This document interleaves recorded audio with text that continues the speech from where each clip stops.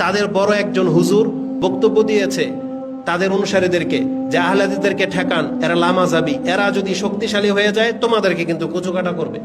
সে উস্কিয়েছে কিভাবে জানেন? যারা রাজনীতি করেন রাজনীতিবিদরা শোনেন, যারা ইমামরা শোনেন, যারা বক্তাগিরি করেন বক্তারা শোনেন। এ আহলে হাদিস লামাযাবিরা যদি শক্তিশালী হয়ে যায় আপনার বক্তব্য দেওয়া শেষ, আপনার ইমামতি শেষ, আপনার রাজনীতি শেষ।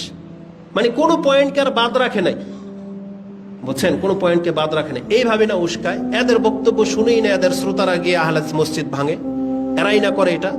কিন্তু আপনারা কেন প্রতিবাদ জানাইতে পারলেন না? আহলে হাদিস অঞ্চলগুলোতে যত হানাফি মসজিদ আছে তারা কেন বিবৃতি দেয় না যে আমরা আহলে হাদিসের মিডলে বাস করি? আজ পর্যন্ত কোনো আহলে হাদিস একটা হানাফির গায়ে টোকা দেয় নাই।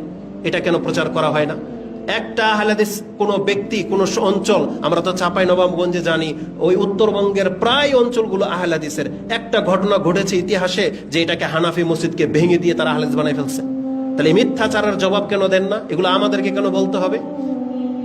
তো বরং এরা উল্টা আমাদের উপরে অ্যাটাক করে, অত্যাচার করে, সবকিছু করে। এটা আমরা দেখতে